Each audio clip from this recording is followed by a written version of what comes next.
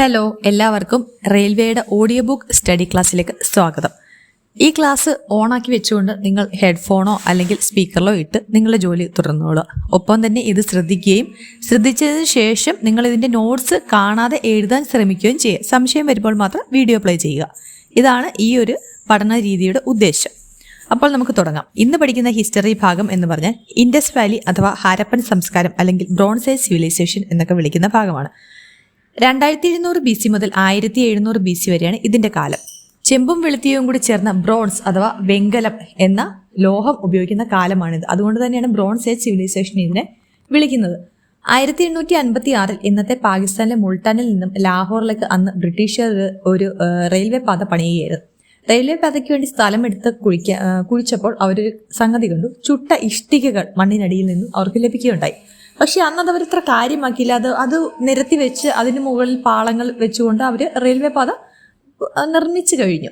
പക്ഷേ ഇതിനെപ്പറ്റി 1921 archaeological survey of India ASIയുടെ ഡയറക്ടറായ അന്നത്തെ ബ്രിട്ടീഷ് ഇന്ത്യയിൽ ഡയറക്ടറായ സർ ജോൺ മാർഷലാണ് ഹാരപ്പ ഇതിനെ തിരിച്ചറിയുന്നത്.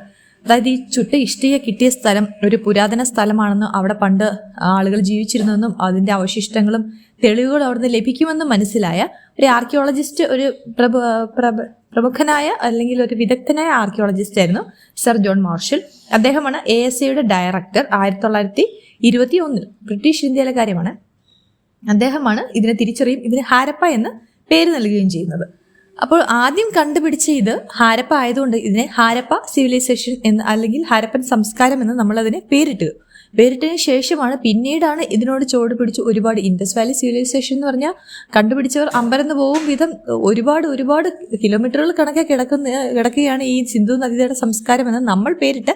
അന്നത്തെ കാലത്തെ പേരെന്തായിരുന്നു, അവിടെ എങ്ങനെയായിരുന്നു മനുഷ്യർ ജീവിച്ചിരുന്നത്, എത്ര പേരുണ്ടോ അതൊന്നും അറിയില്ല. പക്ഷേ ജീവിച്ചിരുന്നു എന്നിരുന്നതിൻ്റെ തെളിവുകളും കെട്ടിടങ്ങളും അവശിഷ്ടങ്ങളും ഒക്കെ കണ്ടുപിടിക്കുന്നത് പിന്നീടാണ്. ആദ്യം കണ്ടുപിടിക്കുന്നത് ഹാരപ്പയാണ്. അതെവിടെ നിന്ന് മുൾട്ടാനിൽ നിന്ന് ലാഹോറിലേക്ക് പോകുന്ന ആ ഒരു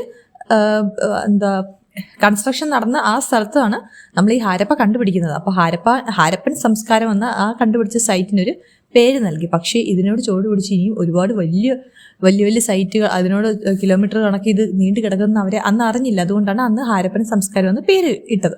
അത് കഴിഞ്ഞ് പിന്നെ കണ്ടുപിടിച്ചത് കൊണ്ടാണ് നമ്മൾ ഇതിന് മുഴുവനായും മൊത്തത്തിലൊരു പേര് ഇൻഡസ് വാലി സിവിലൈസേഷൻ എന്ന് അന്നത്തെ ബ്രിട്ടീഷുകാരങ്ങ് നൽകിയത്. അതായത് സിന്ധു നദിയുടെ സംസ്കാരം എന്ന ഒറ്റ പേരിലങ്ങ് അറിയാം. പക്ഷേ ഈ രണ്ട് പേരിലും ഇപ്പോഴും അറിയപ്പെടുന്നുണ്ട്. ASI സ്ഥാപിക്കപ്പെട്ടത്, അതായത് ആർക്കിയോളജിക്കൽ സർവേ ഓഫ് ഇന്ത്യ സ്ഥാപിക്കപ്പെടുന്നത് 1861 സ്ഥാപകൻ അലക്സാണ്ടർ കണ്ണിങ്ഹാം ആണ്. അത് നിങ്ങൾ കേട്ടിട്ടുണ്ടെങ്കിൽ അലക്സാണ്ടർ കണ്ണിങ്ഹാം എന്നുള്ള പേര് പലയിടത്തും കേട്ടിട്ടുണ്ട്. അപ്പോൾ ഇന്ത്യയുടെ ASI സ്ഥാപിക്കപ്പെട്ടത് 1861. 1921 ഹാരപ്പ കണ്ടുപിടിക്കിയ സർ ജോൺ മാർഷൽ അതിന്റെ ഡയറക്ടറായിട്ട് വരുന്നത്.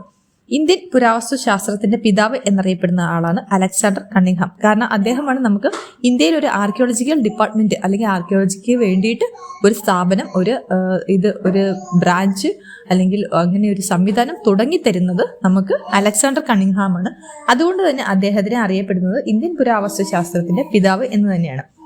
ASIയുടെ ആദ്യ ഡയറക്ടർ ജനറലും അദ്ദേഹമായിരുന്നു. പക്ഷേ സ്ഥാപിക്കപ്പെട്ടത് 1861 ആണെങ്കിലും പിന്നെയും 10 വർഷം കഴിഞ്ഞാണ് അവിടെ ഒരു ഡയറക്ടർ ജനറൽ ഒരു പദവി ഉണ്ടാകുന്നത്. അത് 1871 മുതൽ 1885 വരെയാണ് അലക്സാണ്ടർ കണ്ണിങ്ഹാമിന്റെ ഡയറക്ടർ പദവി നമുക്ക് റെക്കോർഡ് ചെയ്യപ്പെട്ടിരിക്കുന്നത്. പിന്നെ നിരവധി സൈറ്റുകളും പിന്നെ അവ കണ്ടുപിടിക്കിയ ഒരുപാട് ആർക്കിയോളജി സയന്റിസ്റ്റുകളും ഒക്കെ അന്ന് നിലവിൽ വന്നു.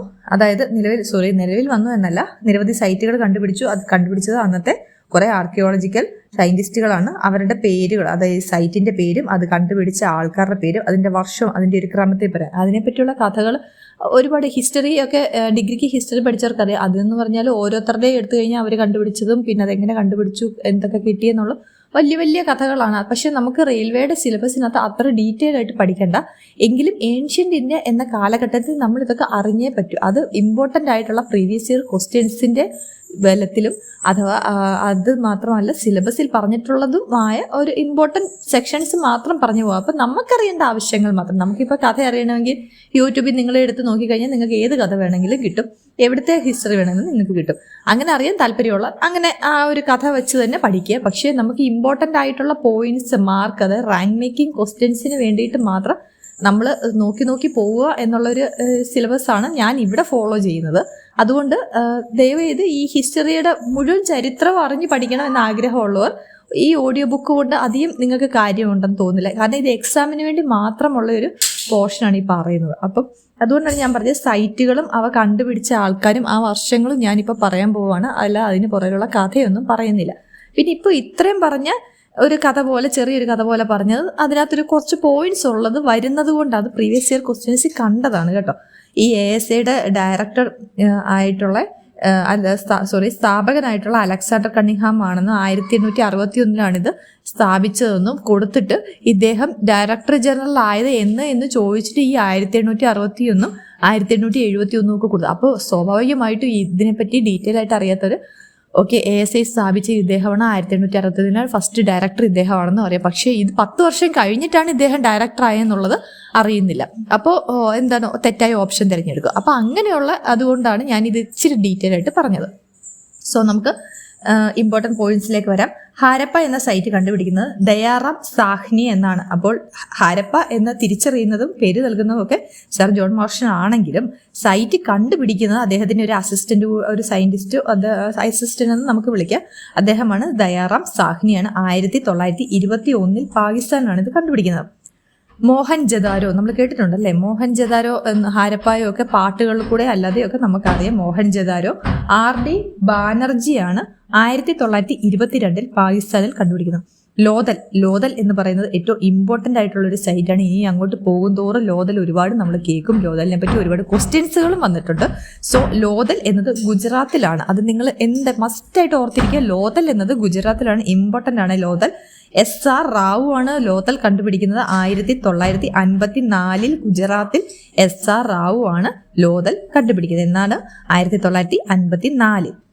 ഏറ്റവും കൂടുതൽ ഇൻഡസ് വാലി സൈറ്റുകൾ ഉള്ളത് ഗുജറാത്തിലാണ്. കാരണം പാകിസ്ഥാനിലും ഗുജറാത്തിലുമായിട്ടാണ് കൂടുതലും സൈറ്റുകൾ നമുക്ക് പറയാനുള്ളത്. അഫ്ഗാനിസ്ഥാനിൽ ഒരു ചെറിയ തോതിലുണ്ട്. എങ്കിലും നമ്മുടെ ആർക്കിയോളജി ഡിപ്പാർട്ട്മെന്റിന്റെ ആ ഒരു കണ്ടെത്തലുകളും അവരുടെ കണ്ടെത്തലുകൾ എന്ന് പറഞ്ഞാൽ തെളിവ് ഉൾപ്പെടെയുള്ള കണ്ടെത്തലുകളും പഠനങ്ങളും അനുസരിച്ച് ഏറ്റവും കൂടുതൽ നമ്മുടെ പഴയ ഒരു പുരാതന കാലത്തിന്റെ നമുക്ക് തെളിവുകൾ ലഭിച്ചിട്ടുള്ളത് പാകിസ്ഥാനിൽ നിന്നും ഗുജറാത്തിൽ നിന്ന്. ഇപ്പോഴല്ലേ ഇന്ത്യയും പാകിസ്ഥാനുമായി. അന്ന് ബ്രിട്ടീഷ് ഇന്ത്യ ആയിരുന്നപ്പോൾ പാകിസ്ഥാനും ബംഗ്ലാദേശും ഇന്ത്യയൊക്കെ ഒരു സ്ഥലമായിരുന്നല്ലോ. സോ അവിടെ നിന്നാണ് നമുക്കിത് കിട്ടിയിട്ടുള്ളത്, ഈ 2 സ്ഥലത്തു നിന്നാണ്. അപ്പോൾ ഏറ്റവും കൂടുതൽ നമ്മുടെ ഇന്ത്യയിൽ ഏറ്റവും കൂടുതൽ സൈറ്റുകൾ എവിടെയെന്ന് ചോദിച്ചാൽ നമുക്ക് ഉത്തരം ഗുജറാത്താണ്. ഗുജറാത്തിലെ ഇമ്പോർട്ടൻറ്റ് സൈറ്റാണ് 1954 റാവു കണ്ടുപിടിച്ച ലോതൽ എന്ന സൈറ്റ്. ഓക്കെ. താളവീര RS ബിഷ്ട് കണ്ടുപിടിച്ച സൈറ്റാണ് താളവീര. 1991 92 ഗുജറാത്തിലാണ് ഇത് കണ്ടുപിടിക്കുന്നത്. സുർക്കോട്ടഡ JP Joshi 1972 Gujarat. സുർക്കോട്ടഡ JP Joshi 1972 Gujarat. ബനാവലി RS Bisht തന്നെയാണ്. 1973 ഹൈദരാബാദിലാണ് ഇത് കണ്ടുപിടിക്കുന്നത്. ബനാവലി കണ്ടുപിടിക്കുന്നത്. റോബു അല്ലെങ്കിൽ രൂപാർ എന്ന് പറയാം. ഇംഗ്ലീഷിൽ ROPU റോബു എന്ന് നമ്മൾ പറയും. YD ശർമ്മയാണ് 1955 രാജസ്ഥാനിലാണ് കണ്ടുപിടിക്കുന്നത്. കാലിബംഗാളിന്റെ അർത്ഥം എന്ന് പറഞ്ഞാൽ കറുത്ത വളകൾ എന്നാണ് അതിന്റെ അർത്ഥം. അപ്പോൾ കാലിബംഗാൾ എന്ന് കരുതി ബംഗ്ലാദേശിലാണ് കണ്ടുപിടിച്ചതെന്ന് തെറ്റിദ്ധരിക്കരുത്. അത് രാജസ്ഥാനിലാണ് കണ്ടുപിടിക്കുന്നത്. നമ്മൾ എപ്പോഴും നമ്മൾ പടിഞ്ഞാറൻ തീരത്ത് ആ ഒരു പ്രദേശത്താണ് നമ്മുടെ ഇതിന്റെ ഒരു സൈറ്റുകൾ വരുന്നതെന്ന് ഓർത്താൽ മതി. കാലിബംഗാൾ എന്ന് പറഞ്ഞാൽ ഓട്ടോമാറ്റിക് നമ്മൾ ബംഗ്ലാദേശോ അല്ലെങ്കിൽ ബംഗാളോ ഒക്കെ നമ്മൾ ടിക്ക് ചെയ്തു പോകും. സോ ഘോഷാണ് 1953 രാജസ്ഥാനിലാണ് അത് കണ്ടുപിടിക്കുന്നത്. അപ്പോൾ കറുത്ത വളകളെന്നാണ് കാലിബംഗാളിന്റെ അർത്ഥം. മോഹൻജദാര അതിന്റെ അർത്ഥം എന്നാണ് മരിച്ചവരുടെ കുന്ന് എന്നാണ് അതിന്റെ അർത്ഥം. ഇൻഡസ് വാലിയിലെ നഗര നിർമ്മാണം വളരെ മികച്ച ഒരു അഴുക്കുചാൽ ശൃംഖല ഈ നഗരങ്ങളുടെ പ്രത്യേകതയായിരുന്നു. സിറ്റാഡോലും ലോവർ ടൗണും ഇൻഡസ് വാലി നഗരങ്ങളുടെ പ്രത്യേകതയാണ്.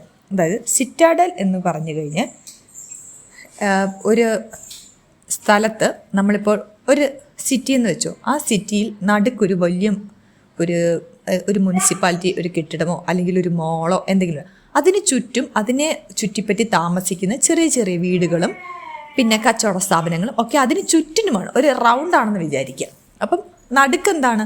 ഈ മെയിൻ ആയിട്ടുള്ളൊരു കെട്ടിടമാണ് നിൽക്കുന്നത്. ഒരു സെക്രട്ടേറിയറ്റ് അല്ലെങ്കിൽ ഒരു മുനിസിപ്പാലിറ്റി കെട്ടിടം. അതിന് ചുറ്റിനും അതിനെ സംബന്ധിച്ച് ചെറിയ ചെറിയ താമസങ്ങളും കച്ചവടങ്ങളും ഒക്കെ ആയിട്ട് അങ്ങനെ.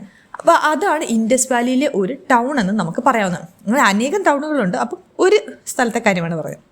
അപ്പോൾ ഈ മെയിനായിട്ട് നടുക്ക് നിൽക്കുന്നതിനെ നമ്മൾ സിറ്റാഡൽ എന്ന് വിളിക്കുന്നു.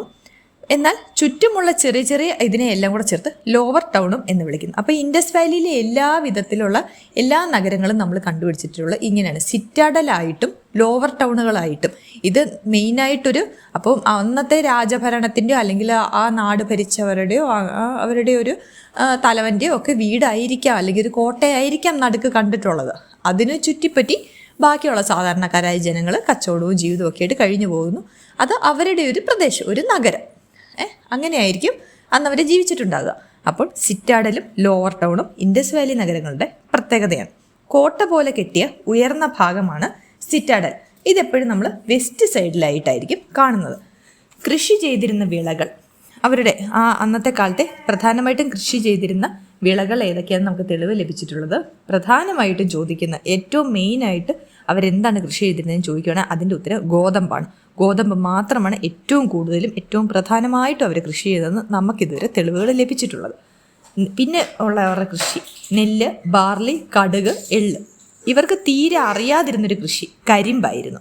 പിന്നെ ഇവർക്ക് തീരെ ഇല്ലാതിരുന്ന ഒരു മൃഗം എന്ന് പറയുന്ന കുതിരയൊക്കെ വരുന്ന പിന്നെ ഒരുപാട് ഈ ആര്യന്മാരുടെ ആ ഒരു കാലഘട്ടത്തിലേക്ക് വരുമ്പോഴാണ് എനിക്ക് തോന്നുന്നതല്ല ഈ പഠനങ്ങൾ വെച്ചിട്ട് പറയുന്നത് ആര്യന്മാരുടെ ആ ഒരു കാലഘട്ടത്തിലാണ് കുതിര എന്ന ജീവിയെ പറ്റിയിട്ടൊക്കെ ഇങ്ങനെ അറിഞ്ഞു വരുന്നത്. അപ്പോൾ ഇൻഡസ് വാലി സിവിലൈസേഷൻ അതിന് മുൻപുള്ളതാണ്. ആ ഒരു കാലഘട്ടത്തിൽ ഇല്ലാതിരുന്ന കൃഷി കരിമ്പും ഇല്ലാതിരുന്ന മൃഗം കുതിരയുമാണ്. ഏറ്റവും പ്രധാനമായിട്ടുണ്ടായിരുന്നത് ഗോതമ്പാണ്.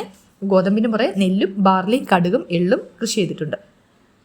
അതുപോലെ ഹാരപ്പ സൈറ്റ് സ്ഥിതി ചെയ്യുന്ന നദീതീരം ഏതെന്ന് ഒരു ചോദ്യമുണ്ട്. രവി അല്ലെങ്കിൽ പുരാണത്തിൽ അതിന് പരിഷ്ണി എന്നും പേരുണ്ട്. പരിഷ്ണിനെയും നിങ്ങൾ ഓർത്ത് വെക്കേണ്ടതാണ്. കാരണം ഈ ഇൻഡസ് വാലി കഴിഞ്ഞ് നമ്മൾ ആര്യന്മാരുടെ ആ ഒരു കാലഘട്ടത്തിലേക്ക് വരുമ്പോൾ ഈ പരിഷ്ണി അവിടെ വരുന്നുണ്ട്. സോ നിങ്ങളിപ്പോൾ ഓർത്തിരിക്കുക, പരിഷ്ണി നദിയാണ്, രവി നദിയാണ്. സപ്തനദികളിലൊന്നാണ് രവി, നമുക്കറിയാം, നമ്മളിതിനെ പറ്റി പഠിച്ചിട്ടുണ്ട് സപ്തനദികൾ. അപ്പോൾ രവിയാണ്, പരിഷ്ണിയാണ് ഹാരപ്പ സൈറ്റ് സ്ഥിതി ചെയ്യുന്ന നദീതീരം. നൃത്തം ചെയ്യുന്ന നടരാജരൂപത്തിൻ്റെ കല്ലുകൊണ്ടുള്ള ശില്പം ലഭിച്ചത് ഹാരപ്പയിൽ നിന്നാണ്. അപ്പം അത് കറക്റ്റ് ഒരു നടരാജ വിഗ്രഹം എന്ന് നമുക്ക് കറക്റ്റ് ഒരു രൂപം പറയാൻ പറ്റത്തില്ല. എങ്കിലും ഇന്നത്തെ നടരാജ വിഗ്രഹത്തിനെ എടുത്ത് നോക്കുമ്പോൾ ഒരുപാട് സാമ്യമുള്ള ഒരു നൃത്തത്തിൻ്റെ ഒരു രൂപത്തിലുള്ള, എന്നാൽ ഒരു ശിവനെ ആയിരിക്കാം അവർ ആരാധിച്ചിരുന്നത് എന്ന് നമുക്ക് തോന്നുന്നു.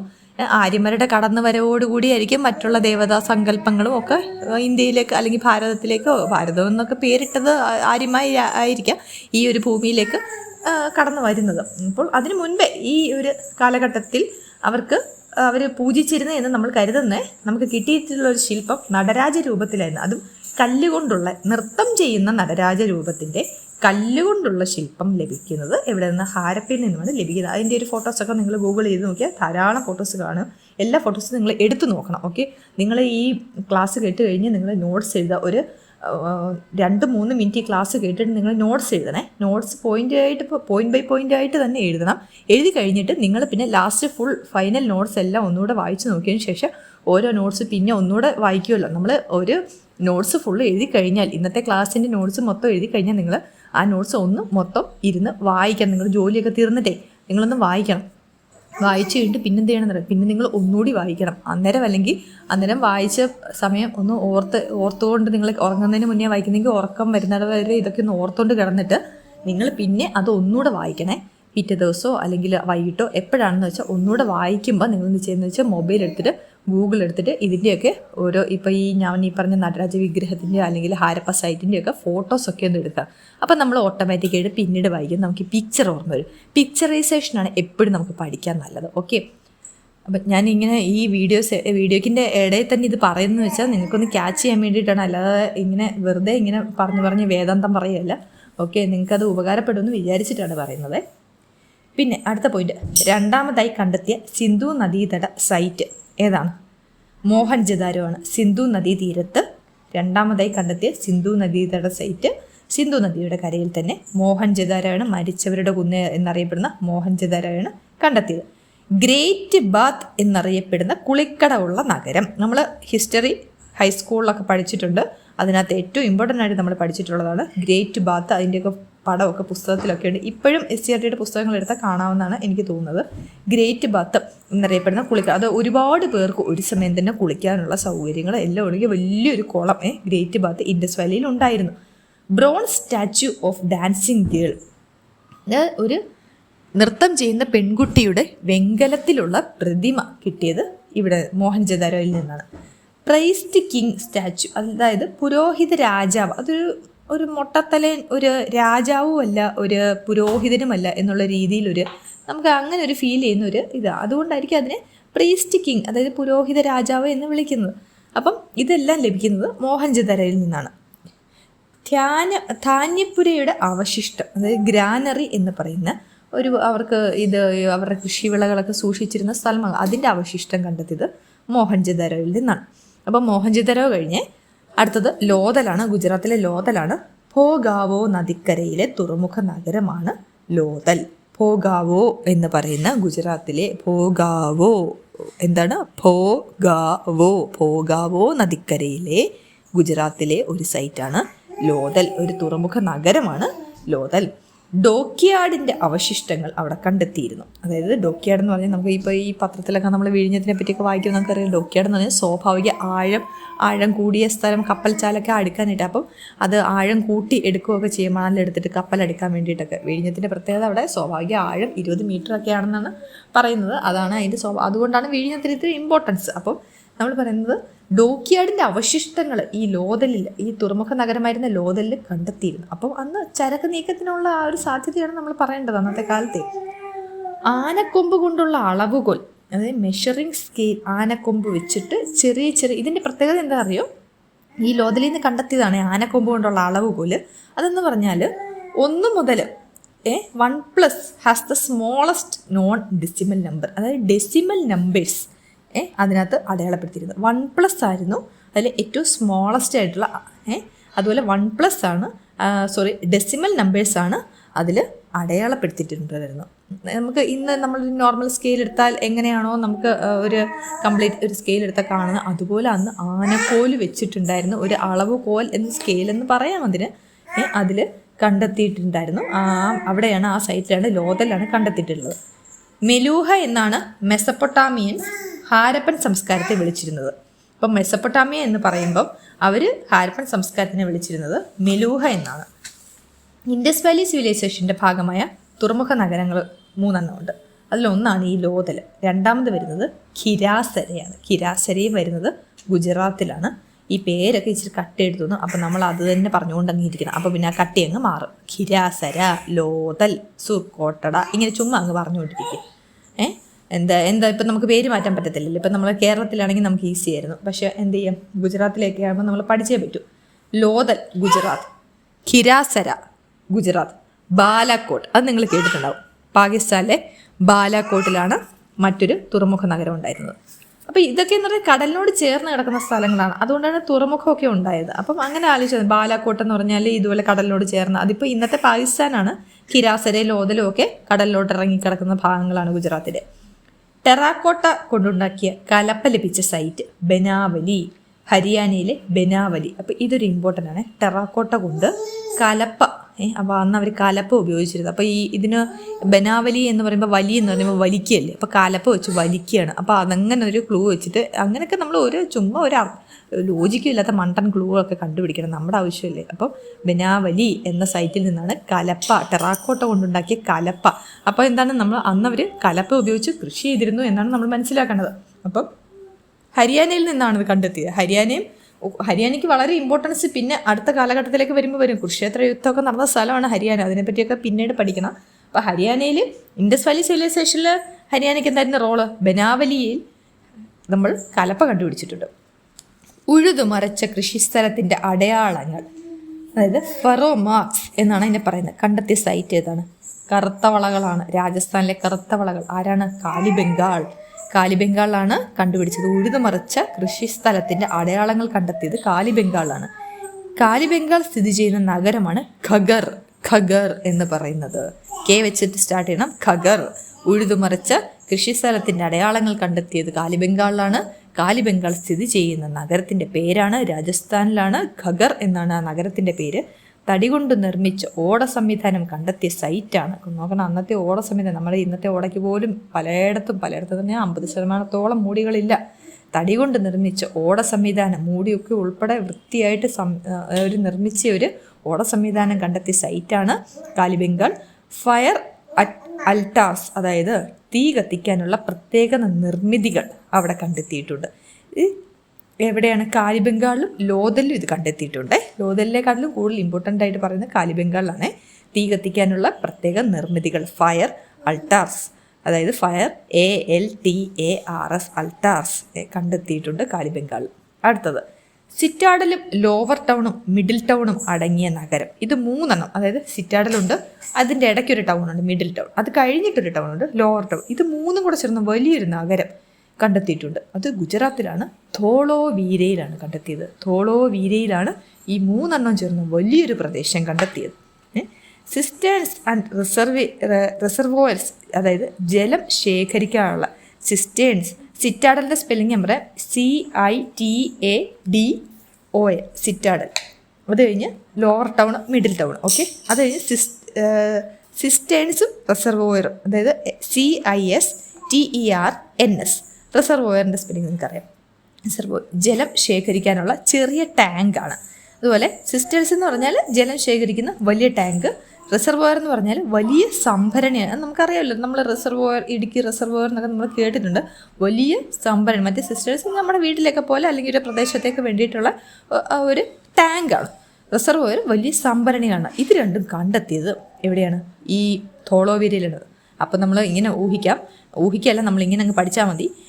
ഈ 3 സിറ്റാഡലും മിഡിൽ ടൗണും ലോവർ ടൗണും ഒക്കെയുള്ള വലിയൊരു പ്രദേശമാണ്. അപ്പോൾ അവർക്ക് ഒരുപാട് വെള്ളത്തിൻ്റെ ആവശ്യമുണ്ട്. അപ്പോൾ അവരൊരു റിസർവോയർ ഉണ്ടാക്കി, ഓരോ വീട്ടിലേക്കും അവർ ടാങ്കും ഉണ്ടാക്കി. അതിനാണ് നമ്മൾ ഇത്രയും വലിയ പേരൊക്കെ ഇട്ട് നമ്മൾ സിസ്റ്റേണൽസിന്നും റിസർവോയർന്നും നമ്മൾ പഠിക്കുന്നത്. സ്റ്റേഡിയം രൂപത്തിലെ വലിയ മൈതാനം കണ്ടെത്തിയ അതായത് ഇന്നിപ്പോൾ ക്രിക്കറ്റ് കാണാതിരിക്കുന്ന പോലെ അന്നവരെന്തെങ്കിലും ആയുധാഭ്യാസം കാണാതിരുന്നിട്ടുണ്ടാവും. അതുപോലത്തെ സ്റ്റേഡിയം പോലെ വലുതായി പണിഞ്ഞ ഒരു മൈതാനം, മൈതാനത്തിലെ വലിയൊരു സ്റ്റേഡിയം പോലെ പണിഞ്ഞ ഒരു സ്ഥലം കണ്ടെത്തിയത് ഈ ധോളോവീരയിലാണ്. അപ്പോൾ അത്രയും വലിയ ആൾക്കാരും, അപ്പോൾ അത്രയും വലിയൊരു ഭരണവും രാജാവോ ആൾക്കാരും ഒക്കെ ഉണ്ടായിരിക്കും. അതാണല്ലോ ഇത്രയും സംവിധാനങ്ങളൊക്കെ അവിടെ ഉള്ളത്. അപ്പോൾ അത് ധോളോവീരയിലാണ്, ഗുജറാത്തിലെ ധോളോവീരയിലാണ്. അടുത്തത് സിറ്റാഡൽ ഇല്ലാത്ത ഒരേ ഒരു ഹാരപ്പൻ നഗരം. അപ്പോൾ ഈ പറഞ്ഞ മെയിനായിട്ടുള്ള അധികാരിയോ അവരോ ഒന്നും താമസിക്കാത്ത സാധാരണക്കാർ മാത്രം താമസിച്ചിരുന്ന ഒരു നഗരമാണ്. അത് ഏറ്റവും ചെറിയ നഗരവും കൂടിയാണ് ചാൻഹുദാരോ. അതിപ്പോഴത്തെ പാകിസ്ഥാനിലാണ് ചാൻഹുദാരോ. സിറ്റാഡൽ ഇല്ലാത്ത ഒരേ ഒരു നഗരം ചാൻഹുദാരോ. കരകൗശല കേന്ദ്രമായി പ്രസിദ്ധി ആർജിച്ച നഗരമായിരുന്നു. കാർണേലിയൻ കല്ലുകൾ കൊണ്ടുണ്ടാക്കിയ മുത്തുകൾ. അത് കാർണേലിയൻ കല്ലുകൾ എന്ന് പറയുന്നത് നിങ്ങൾ ഗൂഗിൾ ചെയ്ത് നോക്കിയാൽ പറഞ്ഞാൽ പല ടൈപ്പിലുള്ള, നമ്മൾ ഫിഷ് ടാങ്കിലൊക്കെ ഇടുന്ന ടൈപ്പിൽ പല ടൈപ്പിലുള്ള കല്ലുകൾ, നിറമുള്ള കല്ലുകൾ. കാർണേലിയൻ കല്ലുകൾ കൊണ്ടുണ്ടാക്കിയ മുത്തുകൾക്ക് പ്രസിദ്ധമായ സൈറ്റാണ് ചാൻഹുദാരോ. കരകൗശല നിർമ്മാണത്തിന് പ്രസിദ്ധമായ സൈറ്റുകൾ ഇനിയുമുണ്ട്. അപ്പോൾ ഇതിൽ ചാൻഹുദാരോയുടെ പോയിന്റ്സ് എന്തൊക്കെയാണ്? സിറ്റാഡലില്ലാത്ത ഒരേ ഒരു ഹാരപ്പൻ നഗരം, ഏറ്റവും ചെറിയ നഗരം, കരകൗശല കേന്ദ്രമായി പ്രസിദ്ധിയാർജിച്ച നഗരം, കാർണേലിയൻ കല്ലുകൾ കൊണ്ടുണ്ടാക്കിയ മുത്തുകൾക്ക് പ്രസിദ്ധമായ സൈറ്റ് കൂടിയാണ്. അവിടെ നമുക്കതിൻ്റെ അവശിഷ്ടങ്ങളും അല്ലാത്തതും നശിച്ചു പോകാത്തതും എല്ലാം നമുക്ക് മണ്ണിനടിയിൽ നിന്നും ധാരാളമായി കിട്ടിയിട്ടുണ്ട് അവിടുന്ന്. അതൊക്കെ നമുക്ക് ഗൂഗിളിൽ അതിൻ്റെയൊക്കെ ഫോട്ടോസ് ലഭ്യമാണ്. പിന്നെ കരകൗശല നിർമ്മാണത്തിന് പ്രസിദ്ധമായ സൈറ്റുകൾ ഏതൊക്കെയാണെന്ന് ഒരു ചോദ്യം വരാം. അതായത് ഇതിൽ ഏതൊക്കെയാണ് പെടുന്നത് എന്നൊക്കെ ചോദിക്കുമല്ലോ. നാഗേശ്വർ ഗുജറാത്തിൽ, 1 പാകിസ്ഥാനിലെ ചാൻഹുദാരോ, 2 ഗുജറാത്തിലെ നാഗേശ്വർ, 3 ബാലാക്കോട്ടിലെ പാകിസ്ഥാനിലെ ബാലാക്കോട്ട്. സുർകോട്ടഡ ഗുജറാത്ത്.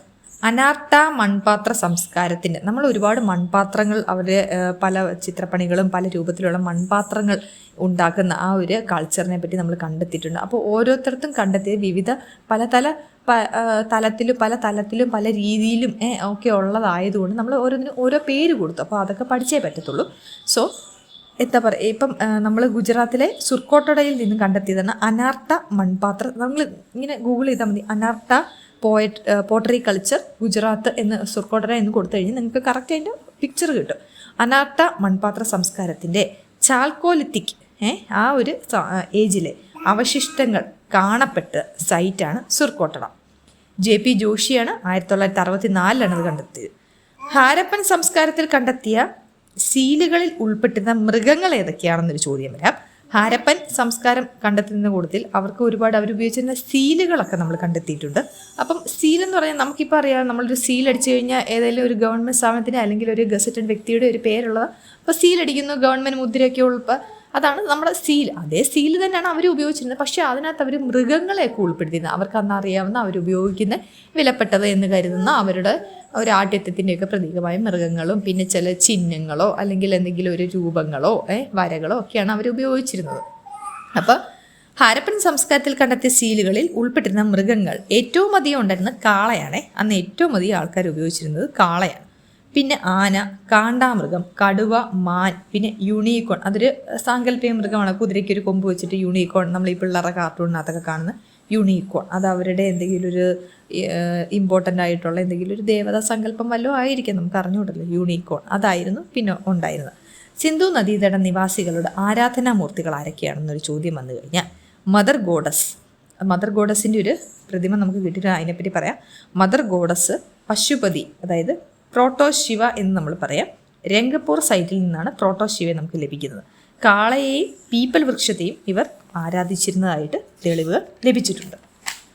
ബിഗ്ഗസ്റ്റ് ഹാരപ്പൻ സൈറ്റ് ഏതാണെന്ന് ചോദിച്ചാൽ രാഖിഗർഹി, ഹൈദരാബാദിലെ രാഖിഗർഹി ബിഗ്ഗസ്റ്റ് ഹാരപ്പൻ സൈറ്റാണ്. രാഖിഗർഹി അത് ഹൈദരാബാദിലാണ് ഉള്ളത്. സ്മോളസ്റ്റ് ഹാരപ്പൻ സൈറ്റ് എന്ന് പറഞ്ഞു കഴിഞ്ഞാൽ ഈ രാഖിഗർഹി എന്ന് പറയുന്നത് ഏകദേശം 5.5 സ്ക്വയർ കിലോമീറ്റർ വരും കേട്ടോ. കിലോമീറ്റർ സ്ക്വയർ അത്രയും ഒരു ചതുരശ്ര അടിയിൽ അത്രയും കിലോമീറ്ററുകളിലാണ് കിടക്കുന്നത്. സ്മോളസ്റ്റ് ഹാരപ്പൻ സൈറ്റ് നമ്മളിപ്പോൾ പഠിച്ചു ചാൻഹദാരോ പാകിസ്ഥാനിലാണ്. നോർത്ത് ഈസ്റ്റ് ഹാരപ്പൻ സൈറ്റ് മാണ്ട ജമ്മുവിലാണുള്ളത്. നോർത്ത് ഈസ്റ്റ് വരുമ്പോൾ അങ്ങ് ജമ്മു തന്നെയാണ്, മാണ്ടയാണത്. സൗത്ത് ഈസ്റ്റ് വരുന്നത് ഇനി മഹാരാഷ്ട്രയാണ്. അതിനിപ്പുറത്തോട്ട് ഒന്നും വരുന്നില്ല. മഹാരാഷ്ട്രയിലെ ദൈമാബാദാണ് വരുന്നത്, ദൈമാബാദ്. ഈസ്റ്റ് വരുന്നത് എവിടെയാണ്? യു പിയിലാണ്. അതിനപ്പുറത്തോട്ട് പോകുന്നില്ല. ആലംഗിർപൂറാണ്, ആലംഗിർപൂർ യു പി. വെസ്റ്റ് വരുന്നത് എവിടെയാണ്? സുത്കഗൻഡോറാണ്, സുത്കഗൻഡോർ. എന്താണ്? സുത്കഗൻഡോർ എവിടെയാണ്? അത് ഗുജറാത്തിലാണ്. പിന്നെ ബലൂചിസ്ഥാൻ പാകിസ്ഥാൻ, അതും പറയാം കേട്ടോ. അപ്പോൾ നോർത്ത് വരുന്ന മാണ്ട, സൗത്ത് വരുന്ന ദൈമാബാദ്, ഈസ്റ്റ് വരുന്ന ആലംഗിർപൂർ, വെസ്റ്റ് വരുന്ന സുത്കഗൻഡോർ. ഏറ്റവും വലുത് വരുന്ന രാഖിഗർഹി, ഏറ്റവും ചെറുത് വരുന്ന ചാൻഹുദാരോ. ഇത് ഇമ്പോർട്ടൻ്റ് ആണ്. ഇത് പല ടൈപ്പ് പ്രീവിയസ് ക്വസ്റ്റ്യൻസിൽ പലതിൽ ഇതിൽ തിരഞ്ഞെടുക്കൂ എന്ന് പറഞ്ഞിട്ട് വരുന്നത് കണ്ടിട്ടുണ്ട്. അല്ലെങ്കിൽ ഇങ്ങനെ ചോദിക്കും, ഈസ്റ്റ് വെസ്റ്റ് എന്ന് പറഞ്ഞാൽ മാണ്ടയാണ്, വെസ്റ്റ് വെസ്റ്റ് എന്ന് പറഞ്ഞാൽ ദൈമാബാദാണ്, ഇത് ശരിയാണെന്ന് ചോദിക്കും. നമ്മൾ പെട്ടെന്ന് ശരിയാന്ന് പറയും. പക്ഷേ ഇത് തെറ്റാണ് കേട്ടോ. മാണ്ട എന്ന് പറഞ്ഞാൽ നോർത്ത് വെസ്റ്റ് ആണ്, ദൈമാബാദ് എന്ന് പറയുന്നത് ഈ സൗത്ത് വെസ്റ്റ് ആണ്. ഓക്കെ, പ്രധാന ഇൻഡസ് വാലി നദീതട സംസ്കാര സൈറ്റുകൾ ഏതൊക്കെയാണെന്ന് നോക്കാം. ഇന്ത്യയിലുള്ളത് രാജസ്ഥാനിലെ കാലിബംഗാൾ, ഗുജറാത്തിലെ ലോഥൽ, ധോളോവീര, രംഗപൂർ, സുർക്കോട്ടട. മദർ ഗോഡസ് രൂപം കിട്ടിയത് എവിടെ നിന്നാണ്? രംഗപൂർ നിന്നാണ്. ലോഥൽ, ധോളോവീര, രംഗപൂർ, സുർക്കോട്ടട. അപ്പം മറ്റേ പശുപതിയുടെ ഇതും കിട്ടുന്നത് രംഗപൂർ നിന്നാണ്. ഹരിയാനയിലെ ബനാവലി, പഞ്ചാബിലെ റോപ്പാർ. ഇതൊക്കെയാണ് ഇന്ത്യയിലെ പ്രധാനപ്പെട്ട ഹാരപ്പൻ ഇൻഡസ് വാലി നദീതട സംസ്കാരത്തിൻ്റെ സൈറ്റുകൾ. പാകിസ്ഥാനിലുണ്ട്. പാകിസ്ഥാനിൽ ഏതൊക്കെയാണെന്ന് നോക്കാം. ഹാരപ്പ രവി നദീതീരത്താണ്. മോഹൻജദാരോ ഇൻഡസ് റിവറിൻ്റെ തീരത്ത്. ചാൻഹുദാരോ സിന്ധ് പ്രവിശ്യയിലാണ്, പാകിസ്ഥാനിലെ സിന്ധ് പ്രവിശ്യയിലാണ്. അഫ്ഗാനിസ്ഥാനിലും ഉണ്ടെണ്ണം, കുറച്ചേ ഉള്ളെങ്കിലും പറയാതെ പോകാൻ പറ്റത്തില്ല. അഫ്ഗാനിസ്ഥാനിൽ ഷോർ ടുഗായ് എന്ന് പറയുന്ന സൈറ്റാണ് ഇമ്പോർട്ടൻ്റ് ആയിട്ട് പറയുന്നത്. Which of the following site not associated with craft production? ഇത് പ്രീവിയസ് ക്വസ്റ്റ്യൻ ആണ്, നോക്കണേ നിങ്ങൾ. Which of the following site not associated with craft production? Balakot, Manda, Chanhudaro, Nageshwar എന്ന ഇതിനകത്ത് നിങ്ങൾ ഉത്തരം എന്ന് പറയുന്നത് മാണ്ടയാണ്. മാണ്ടയിലാണ് ഇത് ഒന്നും ക്രാഫ്റ്റ് പ്രൊഡക്ഷൻ്റെ ഒന്നും നടക്കാത്തത്. എന്താണ്? മാണ്ടയിലാണ്. ദ സ്ക്രിപ്റ്റ് ഓഫ് അടുത്ത question, the script of the Indus valley is most found on which of the following artifact? Poetry, temple, seal, pillars. ഉത്തരം സീലാണ്.